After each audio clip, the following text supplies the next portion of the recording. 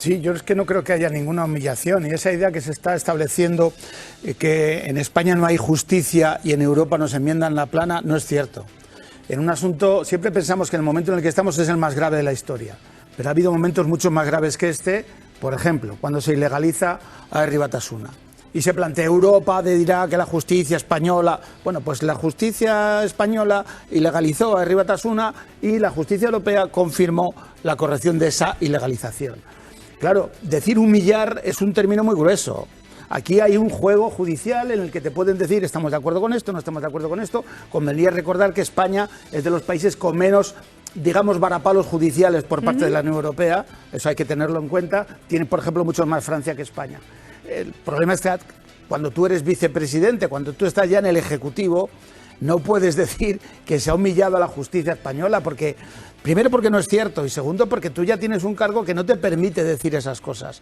Y yo creo que todo esto abunda en un deterioro institucional que no es bueno para el país. Yo creo que tanto los políticos como los jueces deberían bajar el pistón en ese sentido y no estar en esta situación permanente. Cuando dice Casado, yo estoy seguro de que el Consejo General del Poder Judicial va a defender a los jueces. Aquí nadie está atacando a los jueces, nadie está haciendo una maniobra de ataque contra los jueces, así como colectivo en general. Se pueden discutir las sentencias, pero sería bueno que se haga la oposición que se tenga que hacer contra la dureza, pero bajar un poquito el pistón en este deterioro institucional que no es bueno para la democracia. Ahora mismo nada más arrancar que se baje. Yo creo que esta tarde se Yo también creo que Pablo Iglesias se equivocó en el marco, ¿no? Es decir, que pensar que el Tribunal Europeo humilla, ¿no?, a los tribunales españoles, no, aquí no viene nadie de fuera a humillar a nadie, esto es el sistema judicial español y punto, pero también creo que el Consejo, los jueces del Consejo tienen la piel muy fina, o hay una mayoría conservadora, efectivamente, tardaron poquísimas horas en reaccionar a una opinión de Pablo Iglesias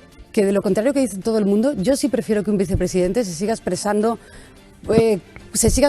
no libremente, que por supuesto, sino con transparencia, porque además así sabemos por dónde vienen. Yo sé de que los cargos públicos haya como que ceñirlos, ¿no?, que amoquetarlos y que bueno, que se expresen como un vicepresidente. Pues mira, yo prefiero saber que Pablo Iglesias opina que hay una humillación, por lo menos para poder rebatirle y para poder decirle ¿podrían opinar sobre la función política del gobierno? Ahora bien, también el Consejo Europeo y también el Greco, que es un organismo europeo, nos ha dado algún tirón de orejas desde hace 6 años con el, oiga ustedes... Bueno, ahí está la defensa por parte de la Comunidad de Madrid de la libertad de elección y la determinación que tiene Isabel Celaá, y la ha mostrado claro hasta el momento, para que la base, digamos, la línea estructural de la educación sigue siendo la pública, y si no hay en el barrio un colegio público, desde luego no se le va a permitir el concierto a otro, no se le va a dar el dinero a un colegio privado para que actúe como concertado. Calla. Es que eso es lo que debe ser. Tenemos un derecho a educación pública y gratuita. Es un derecho que ha tardado años en conquistarse y que no se puede tirar por la borda. El problema de las leyes de educación en España es que nunca consiguen el consenso necesario, con lo cual cada gobierno parece que se ve obligado a publicar una y derogar la anterior. Se estuvo a un minuto de alcanzar ese consenso en el último gobierno de Zapatero con Gabilondo, y estaba prácticamente hecho aquel acuerdo y el Partido Popular al último minuto decidió que no lo apoyaba. A mí, el que se derogue la ley Wert me parece que está bien. Yo no soy partidario, desde luego, de que la educación tenga que incluir la religión como una asignatura evaluable, que decíamos antiguamente eran las Marías, ¿no?, que permite subir la nota del currículum. Yo creo que es algo que tiene que ser optativo, que no tiene por qué ser obligatorio y mucho menos evaluable. Y luego se plantea una educación en valores cívicos y éticos, que es uno de los planes de la ley, podríamos llamar Celaá, para quinto y sexto de primaria y para primero, segundo y tercero de eso. Yo creo que se renuncia, y esto es lo que menos me gusta, hacer una ley por amplísimo consenso. Está visto que el panorama político parece que no lo permite, no hay manera. Pero lo ideal sería que en este país no estemos al albur de que cada vez que se cambia un gobierno se cambian las leyes de educación. Esto no debería ser así. Y entre todos dijéramos a dónde va. Pero se sigue utilizando, déjame, el argumento torticero de la libertad de elección de centros. Y los padres en la Comunidad de Madrid, como en toda España, tienen libertad para elegir llevar a su hijo al colegio público, concertado o al colegio suizo. Si el problema es de financiación en última instancia, lo que está haciendo el gobierno con esta ley es retirar la financiación prioritaria a los colegios concertados para priorizarlos sobre los públicos. Había un dato, y es que desde el año 2015 en la Comunidad de Madrid se han aportado 200 millones de euros a la educación concertada en Madrid. El Colegio Tajamar, que es del Opus Dei, que es religioso, recibió 4 millones de euros en el último año. Me gustaría saber, no tengo el dato, cuánto ha recibido los colegios públicos de Vallecas, por ejemplo. Un colegio público de Vallecas sí ha recibido 4,2 millones como el Tajamar. No, pues mucho más. No puede ser en función de los alumnos. Te doy el dato, Ketty, pero me gustaría decir solo lo que dijo Pilar, que uno de lo que incluye en su libertad, según la Constitución, la ciudadanía de elegir la escuela concertada, me parece algo súper moderado, súper racional, súper lógico y súper de sentido común. Eso que dices es cierto, y precisamente abundando en ese argumento, lo que no tiene ningún sentido es que una escuela privada con un determinado ideario y que no atiende a criterios, por ejemplo, de igualdad,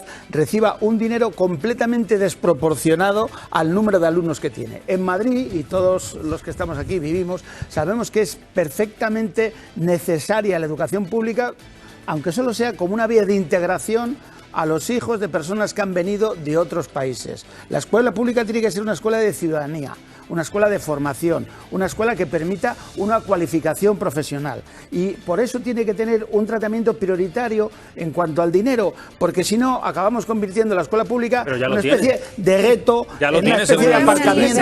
No bastante clara, dice ser discapacitado no quiere decir... tener una discapacidad no quiere decir que estés discapacitado para defender tus derechos, ¿no? En el fondo es lo que viene a decir. Y alguien pensó que como eran pobrecitos, pues, oye... Pero ha sido tal cual. Yo me alegro un montón porque hayan ganado estos trabajadores la pelea, ¿no? Porque es una, a decir, canallada. Por ser, precisamente lo dice Francisco, por ser discapacitados se creían que consiguiendo un trabajo, pues iban a aguantar cualquier condición de horarios, de no contratación, bastante haces, no te quejes, que te vamos a dar un trabajo. Y importante lo que decía Francisco también de, claro, es que es el Palacio Real, no te piensas que puedas trabajar bajo estas condiciones en el Palacio Real. Yo me acuerdo de un caso que dimos también, que era cuando Arturo Fernández pagaba en B a los trabajadores del Congreso y en otras instituciones del Estado. Las instituciones públicas son responsables de las condiciones en las que los trabajadores, sean de la subcontrata que sea, trabajan en sus instalaciones, con lo cual, en última instancia, el Palacio Real era responsable también. De hecho, el Palacio Real, en su día, dijo eso. Pero peor todavía. ¿En serio? La idea inicial es muy buena. Contratemos a personas con discapacidad que de otra forma a lo mejor no podrían llegar a un puesto de trabajo. Pero la otra es terrible. Como hemos ya contratado a las personas con discapacidad, tratémoslos como seres inferiores que van a tragar con lo que les pongamos. No, hombre, no. Está usted reforzando esa marginación. Si usted contrata a una persona con discapacidad, está fenomenal. Que con dinero público se contrate a personas que a lo mejor en el ámbito privado lo van a tener más complicado. Pero una vez que ha hecho usted eso, compórtese democráticamente y no diga, bueno, ustedes ya bastante tienen con tener trabajo, no protesten porque les vamos a apretar los tornillos como si no tuvieran ustedes la discapacidad que tienen. Es brutal. Entonces, me parece, desde el punto de vista ciudadano, en fin, lo ha dicho bien, me parece emocionante que esta gente lo haya peleado y lo haya ganado. Para este tipo de trabajadores denunciarlo públicamente. Claro. Ocurre que además, como son subcontratas, pero al final en muchas ocasiones van rotando con contratos pues como estos, se conocen entre ellos. Entonces, cuando denuncian y dan la cara, tienen el miedo lógico a la represalia de que no les vayan a volver a contratar. Estando de acuerdo contigo, el otro problema también es la precariedad del alquiler en Madrid. Quiero decir que hay esa oferta porque hay esa demanda.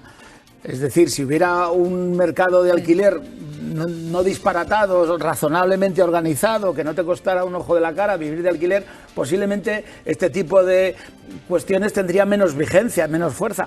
Pero está claro, hay que resolver. No puede ser que tú tengas tu casa en condiciones y entre un señor, te pegue una patada a la puerta y luego realquile todo eso a una flota de gente y parezca que él es el que está haciendo las cosas bien y tú eres un marginado por la ley. Pero también el otro problema, hay un problema severo. Que hay alguien dispuesto a pagar 700 euros por un piso ilegal, sin ningún tipo de derecho. Hombre, pero por eso no se está hablando de 700 euros alquilas pisos en Madrid. A lo mejor no en Tetuán, pero alquilas pisos en Madrid. Sí, pero a veces el acceso al alquiler es muy difícil. La precariedad del mercado. O sea, el acceso a poder alquilar una casa. De alquiler en Madrid. Salvo circunstancia que se puede dar personas que no tienen, por ejemplo, papeles en regla.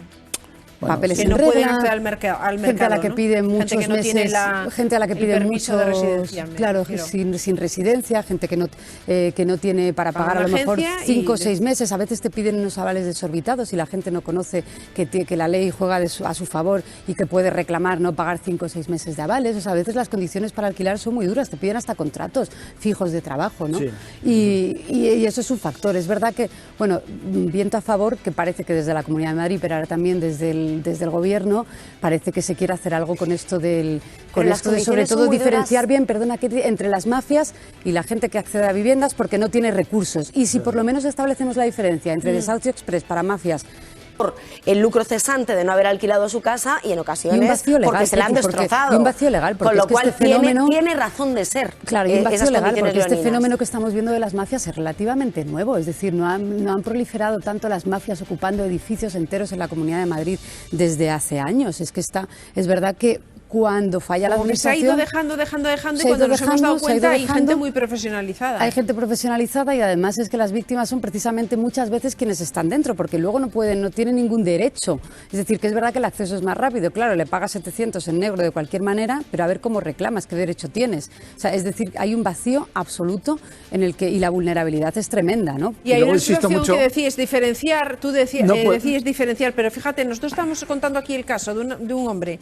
que una señora que está en una residencia va a su casa y a la semana se dan cuenta de que le han ocupado la casa. La familia que se había metido dentro era una familia que por lo que aparentaba estaba en un estado de necesidad, pero es que estaba el hijo engañando a la mujer que estaba en una residencia a ver si no se entera mi madre de que no puede entrar en su casa. Es que es verdad esa diferencia que se establece. Una cosa es que una mafia organizadamente ataque un bloque de viviendas del primero al séptimo y empiece a hacer el negocio a gente que está en situación precaria. Hemos visto en este programa decenas de personas que lo están pasando mal, que no pueden llegar, que tienen un agobio y que necesitan un sitio en el que vivir. Son dos problemas distintos. Pero en cualquier caso... La estadística dice que la mayoría son... Tomarte la justicia por tu mano. Un dato que yo creo que puede ilustrar también el problema del que estamos hablando. Hay, no pocos, no sé la cifra exacta, gente que está pagando 500 euros por una habitación en la zona universitaria, en Argüelles. 500 euros por una habitación. Pues mucha gente, muchísima. Entonces, claro, esto también nos está hablando, estamos hablando de esta mafia que es criticable, pero estamos hablando también de un proceso a veces de extorsión, es decir, casas con 3, 4, 5 habitaciones a 500 euros la habitación. No, fíjate, que es un atraco a mano armada. Pero no es un problema del propietario, creo yo. Claro, es un problema de la administración. Pero es que el lenguaje ha sido un poco de enfrentamiento, ¿no? Precisamente por eso ha matizado la presidenta. Iremos a por él. Es verdad que no es lo mejor para decir lo que luego parece que ha querido decir, o aprovechar efectivamente que el Mobile Congress, que lo hemos dicho antes, es que las cifras son millonarias y sobre todo el feedback que tenemos con otras empresas y la gente que viene, ¿no? Yo recuerdo que ha venido Zuckerberg, han venido los fundadores de Google, vienen los líderes de la tecnología mundial con todo lo que eso conlleva ser el foco, ¿no? Y es verdad que podían mejorarse las dinámicas respecto a hacer foros paralelos, hacer actividades coordinadas, pero no a llevarte un congreso mundial que además Barcelona ya había manifestado en otras ocasiones que quería mantener a 2023 y además sí tenemos intención de rebajar un poco el suflé catalán y no estar enfrentándonos con cualquier situación. Pero digamos en qué contexto se produce, porque hoy Díaz Ayuso le preguntan y contesta